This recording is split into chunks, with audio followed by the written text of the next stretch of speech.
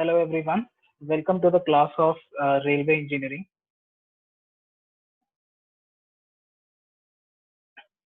Okay.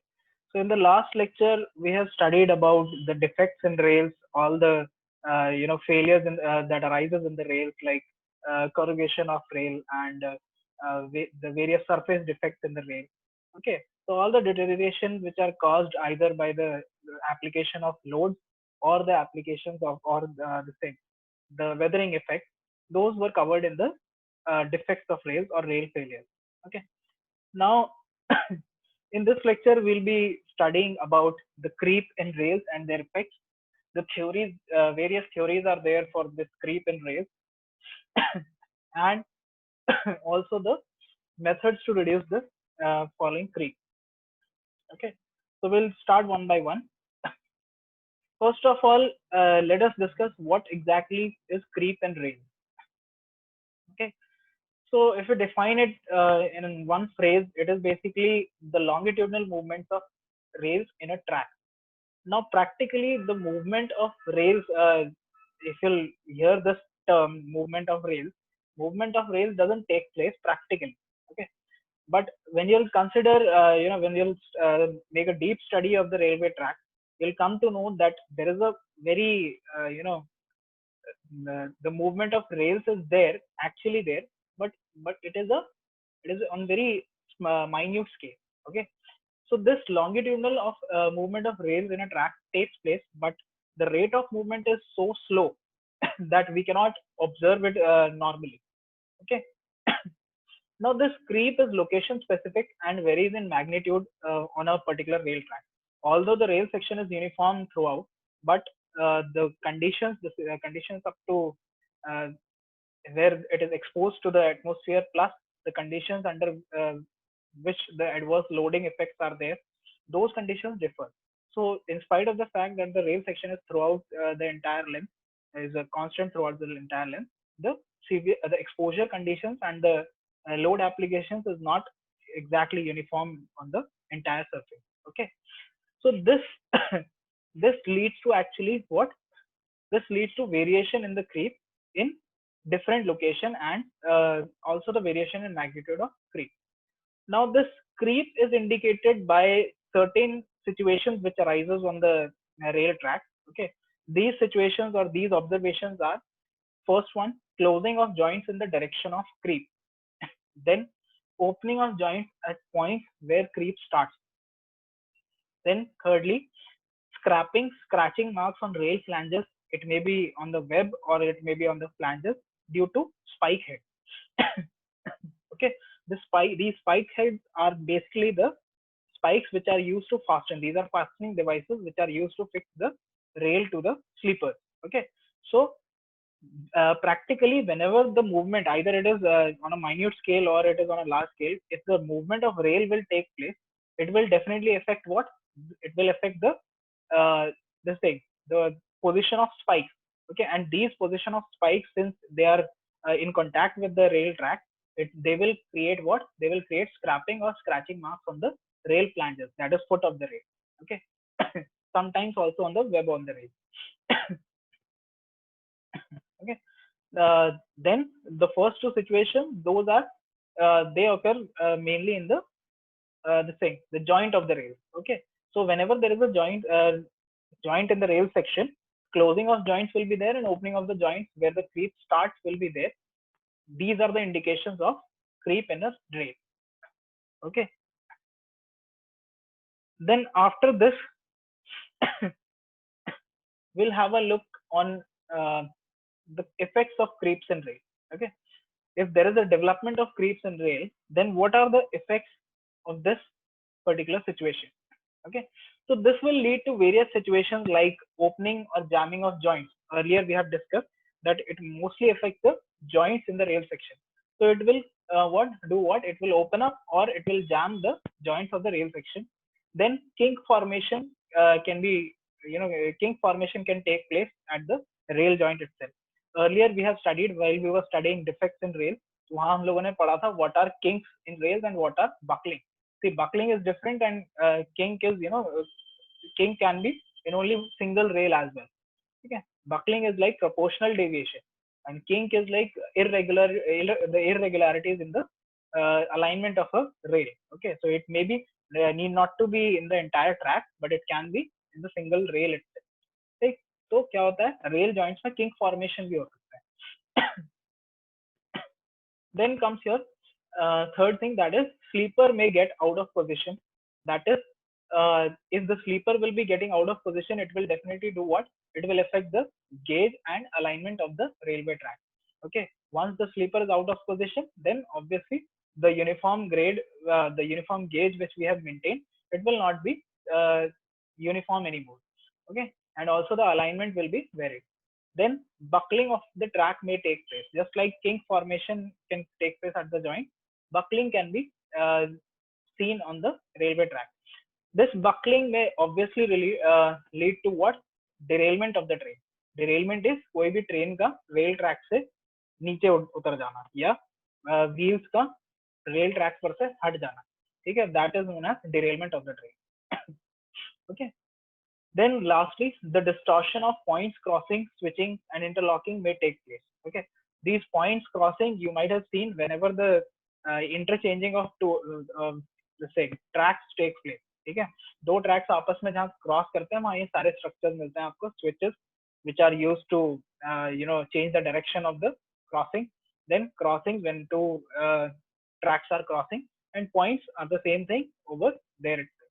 So this distortion can be easily seen in the case of whenever the creep is developed in the rail tracks, then distortion of points and crossings and switches may take place in the railway track. Okay. Apart from this, smashing of fish plates, fish bolts, okay, this may take place, due to which further stresses will be induced in the joints of the rails, and therefore it will be transferred to the sleeper and therefore to the ballast cushion, and thereby the entire formation of the P-way will be affected. Then removal, replacement, and maintenance becomes difficult. Okay, whenever you'll see at some places if the creep is developing in the rail and the rail has elongated, okay, so obviously the joint will be staggered, kinks may take place. So ये सारी चीजें क्या करती हैं? It makes the maintenance part difficult. Okay, if you have to remove one rail, you'll find कि the alignment is no more the same it was at the initial time. Okay, so everything you have to redesign and you have to reconsider. So starting from the zero, the maintenance is basically difficult. Okay, then forging of the ballast is difficult. Then also this creep may lead to bending of bars. Now these bars in the rail tracks, these are not normally used uh, like those we use in RCC, but these bars are actually used in where the points and crossings are there. Okay, so to keep the points and crossings in position, these bars are used. So these bars, the bending of these bars may also take place when creep is developed.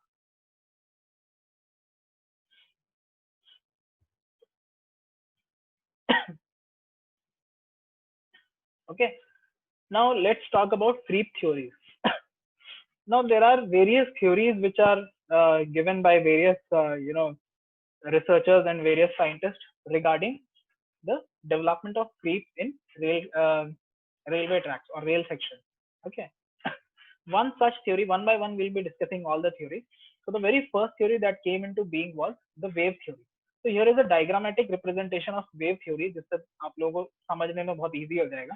ठीक है? So the diagram one shows the direction of movement of the train. Okay, तो हम लोग क्या consider करेंगे? हम लोग कोई भी एक व्हील कंसिडर कर लेना है, लोकोमोटिव या लेट से रोलिंग स्टॉक का. ठीक, सो पहला डायग्राम अगर आप देखोगे उसमें तीन पोजीशन है, 1 2 and 3. These are the positions of a single wheel. In the second diagram you will see the direction of the movement of wheel again, but over here you may see certain wave formation. Okay, this wave is having a certain length that is known as pitch, and a certain depth which is the depth of the waveform. Okay, so this wave theory is basically what, let's say this wave theory states that the moving wheel load sets a wave motion in the rails. Okay, and a vertical reverse curve is formed ahead of the wheels in the rail. As wheel moves, the lift in front of the moving load is carried forward, and thus it causes creep. This wave action is therefore controlled by what? It is controlled by pitch and depth of the wave. Now let's go back to the diagram. Okay. Now for a certain instant, let's consider that this rail section we have taken is actually elastic in nature. तो अगर ये elastic in nature होता और flexible होता तो क्या होता? कोई भी इस पर हैवी लोड हम let's say our wheel is running over there, locomotive wheel हमने इस पे प्लेस किया and wheel is allowed to proceed with certain traction. तो क्या होगा? Certain materials will be displaced according to this is happening hypothetically. Okay, this is a theory that certain this thing wave will be formed in the direction of the movement of the wheel, and certain material will be displaced, and a uh, reverse curve will be formed in the opposite direction of the movement of the wave. Okay, this will generate an entire reverse curve wave. Okay, this wave will be having a pitch and a depth. Okay, so this wave action will be controlled by pitch and depth of the wave. So this wave action actually generates what? This causes creep in the rail. Okay. Now this pitch and depth of the wave depends upon three basic things, that is track modulus, track stiffness, and track stability. So the more these values are, the less the creep will be, and the less these values are, the more the creep will be. Okay. Then comes your how this wave action can be controlled. So there are certain basic procedures with the help of which, or techniques we can say, with the help of which we can control these wave action, and therefore once this wave action is controlled, तो उससे हम लोग क्या control कर सकते हैं? Creep in rails control कर सकते हैं. ठीक है. So very first one in this control measures are use of angular and heavy ballast. Instead of using normal ballast, we can use angular and heavy ballast. Then we can provide lesser sleeper spacing. Then we can lay bigger rail section instead of the earlier conventional rail section. Okay. Also, we can increase the stiffness of the track in our workshop itself by providing certain or refining certain materials. That can be done at the manufacturing stage itself. Okay. So next theory in this regard is percussion theory. After this wave theory, a new theory came into being, which defines how the creep in rail track is generated. So this theory, percussion theory, states that the creep is due to the impact of wheels at the rail end ahead at the joint, and also at the rail joint, the wheel load presses the trailing rail down, thus causing an impact of the wheel with the forward rail. Okay, so this this theory basically suggests that what that the creep, instead of being generated in the entire rail section, it is generated, or it is taking place at the joint itself. So at the joint, you will find the starting section of the preceding rail and the end section of the succeeding rail. So the start and end of the rail sections are basically affected by the movement of the wheels. Since जैसा हम लोगों ने पहले पढ़ा था, battering action will be there, so dehogging will take place. So this theory suggests that along with the dehogging and battering of the rail section at the joint, creep also is developed in the uh, ends of the rail section. Now, since it is developing in the ends of the rail section, the gap in the joint will be affected. Okay. So at strike, the force in the direction of movement pushes the forward rail ahead, and therefore it causes creep. ठीक है. तो जैसे ही preceding rail, मतलब पहले वाली rail का and section छोड़िए, जैसे ही आगे आपका लोकोमोटिव का व्हील ड्राइव करेगा या मूव करेगा, ओके, तो जैसे ही प्रीसीडिंग जो आने वाली रेल का स्टार्ट सेक्शन है, ठीक है, दैट इज द स्टार्टिंग, और you can say the end of the this thing preceding rail, ठीक है, वहां पर it will be hitting continuously, and therefore it will be causing certain movement of the material plus movement of the rail section. Okay, so the resultant of this vertical load and forward force, it causes the battering of rail end, which ultimately causes what? The creep. Okay, so according to this percussion theory, the creep increases due to the following reasons, that is the fish bolts and fish plates, if they are um, you know kept loosened, if they are the bolts are loose, or if the fish bolts are weak. Okay, then worn out fish plates also causes creep. Loose packing of ballast underneath the sleepers as well as in the ballast cushion. Then wide joint expansion gap. If the expansion gap provided is wider than the permissible limit, then also this may happen. Then heavy axle loads which are moving at a fast speed, they also causes what? The creep in rail. Okay. Next is the creep theories. Next creep theory is the drag theory. Now, in the same regard, the drag theory suggests that it actually relates the motion of a locomotive and the wagons to the rail section. So this states that when starting, uh, when the wheels or the driving wheels of the locomotive start, okay, they causes a backward thrust, and the pushing of the rail tracks actually takes place in the backward direction. Okay. Also, due to inertia, wheels of the wagons and other wheels of the locomotives oppose this motion and push the rail forward. So forward motion is comparatively, it becomes higher than the backward motion. Okay. Now did you get it? जो हम लोग पहले वाले diagram जो अभी हमने देखे थे, उसी डायग्राम में जस्ट इमेजिन कि if the movement is taking place, an entire rolling stock is there. That means locomotive along with the wagon is there. Okay. तो जैसे जैसे locomotive move करेगा तो locomotive क्या करेगा? It tends to push the rail backwards. Plus, what happens with the wagons? The wheels of the wagons, what they will do, since they are having the non-driving wheels, so they will do what? They will cause an inertia will be developed in the wheels of the wagon, and they will oppose the motion of the this thing, oppose the motion of the locomotive wheels, uh, the effect of the locomotive wheel. Okay, so they will do what? They will push the rail forward. Now this will result in what? This will result in higher forward motion and comparatively lower backward motion. So therefore, ultimately, this will also generate what? The creep theory, in which the creep will be developed in the forward direction. Okay. Now, in this regard, there is one objective question which is mostly asked in various competitive exams, that uh, from A to B and B to A, uh, there is a direction. Let's say from origin A to B. Okay, a train is loaded, a goods train is loaded, and it is made to run from A to B. And at B, it is all the goods are taken out.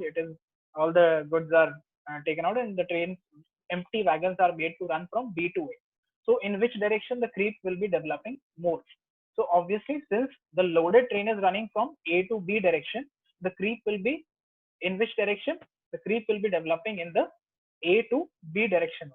Okay. Why? Because the wagons will be generating a forward push which will be higher than the backward push. Okay. Now, apart from these major theories, there are certain other causes which are considered scientifically to be the cause of creep developing in the rail track. These other causes are starting, acceleration, and stopping of the wheels of locomotive as well as the wagon. Okay, then thermal expansion and contraction of the rails. Okay, uh, there is a specific range in temperature, the effects of surroundings like shade, and whether the rail tracks are exposed directly to the sun for 24x7. All these small things, they will also have a effect on the creeps. Okay. Then apart from these, there are other causes like unbalanced traffic. Suppose, for example, a certain section is designed, but after designing that section, while handing it over to the operating department, the operating department doesn't takes into consideration the design consideration, and instead of that, heavy traffic in one direction is run instead of the other direction. Okay, so just the example, the question we have taken a couple of minutes back, that is from A to B, the direction is heavy. So in that case, when unbalanced traffic is there, the creeps will be generated more. Okay, because just imagine कि अगर ए से B तक कोई भी train equally travel कर रही है, ठीक है, एक लोडेड ट्रेन जा रही है, फिर एक लोडेड ट्रेन आ रही है, ठीक है, एक दिन में लेट से 10 लोडेड ट्रेन जा रही हैं और 10 ही लोडेड ट्रेन सेम सेक्शन पर वापस आ रही है. So what will happen? Theoretically, what happens? The creep, whatever creep is developed, it is adjusted or counteracted by the trains traveling in the opposite direction. Okay. So this is something which is caused by the creep theory. Then there is one more cause, that is poor maintenance of the track. See, if the rails are actually old, okay, or if the fastenings and joints are old, or ballast cushion is not, you know, the packing density of the ballast cushion is not up to the mark, then all these things causes what? They causes uh, to develop more creep in the rail. Next is how this creep is measured. Okay. So in the diagram, you can see the first part is sectional elevation, the second part is plan. Okay. So this there is a very simple method of measuring the creep. We just take two rail posts, we install these two rail posts, and a string is attached to the two rail posts. And also uh, from these rail posts, there is a creep indicator. Okay. That means the moment the string will change, it will indicate what? It will, or the moment the rail post, the rails will, the indicator on the rail, creep indicator which is placed on the rail, it will uh, cross, or you, let's say, it will pass through the this thing, string which is attached or fixed to the rail post. It will indicate what? It will indicate creep. So in reference with the rail, with the string attached to the rail post, the creep indicator, the distance between the creep indicator and the rail post is, oh sorry, the string attached to the rail post is measured, and this distance give you the actual creep development. Now, how to prevent these creeps? Next thing comes out is, you have studied what is creep, then you have studied causes of creep. You know that it is quite difficult to maintain the tracks if creep is developing. So there must be some strategy to prevent this creep. Instead of uh, maintaining the track again and again, we should prevent the development of creep in the rail. So we are going to discuss certain techniques which are the most common techniques for prevention of creep. The very first technique which is used is pulling back the rail. Okay, which is theoretically it seems to be quite difficult. One cannot pull back the rails very easily, but it is actually done because practically it is only for a small length. Okay, so pulling back of the rails is one method to uh, prevent the development of creep. Okay, this pulling back of the rails is achieved by the following technique. That is, the very first one is by using crowbars and hooks through fish poles. They are installed, they are attached, and the rails are simply pulled off. Okay, this is a slow and tedious process, and it is practically applicable for the this thing only for small length. Okay, then use of steel sleepers is one of the measures which can be taken in order to avoid the in order to prevent the creep. Why? Because steel sweepers, they are best, and the increase in number of sweepers can help in prevention of the creep. How they can prevent the creep? Because they will not let, being the same, being made up of the same material, the expansion contraction, the coefficient of thermal expansion will be same. Also, the elasticity developed will be same. So the modulus of elasticity is same for the both of the materials. So therefore, it will prevent the generation of creep, or it will reduce the generation of development of creep. Okay, this one very effective technique for the prevention of creep is by using anchors or anti-creepers. These anchors or anti-creepers are used at mostly level crossing, in yards, or in place of heavy brake application. Just like in highway where the mastic, the places where the mastic asphalt is used, in railways, the places where the heavy load application is there, or the brake application is there, over there, these anti-creepers or anchors are used. This may be not be used on the bridges, because on bridges it is quite difficult to prevent the creep. Okay. Now, when we use anchors, if there are certain values, the permissible values, if the creep is from 7.5 centimeter to 15 centimeter, then 4 anchors per rail are used. That is for 13-meter length. Okay. If the creep developing is 22.5 to 25 centimeters, 6 anchors per rail length are used. Okay. These are basically fastened to the foot of the rail. Okay. So here is a diagram with the help of which you can very easily understand. See, in the first diagram, the structure, the V-shaped structure which is embedded in the sleeper, this is with the help of wedging action. Okay, so how these, which is mentioned in the text also, the anchors, how they are fixed to the rails, they are fixed either by wedging action, by clamping, or by a spring grip. Okay, so the first diagram that is in the black and white thing, the grayscale picture, that shows the fixing of the anti-creepers with the help of wedging action. The second diagram shows with the help of clamping, and the third one, that is this thing, the cross-sectional, the planar view kind of. Okay, the cross-sectional view, it is actually not completely cross-section, but the actual view, the realistic view of the rail track where it is given. Over there, you can find a spring grip. Okay, with the help of the anti-creepers are provided with the help of spring grip. Okay, so this is how we prevent this generation of creep, and the causes of creep we have studied. Okay, so that was all for this lecture. And for references regarding these topics which we have covered in this lecture, you can go to these particular books and the page numbers. Okay, thank you very much. We shall meet in the next lecture.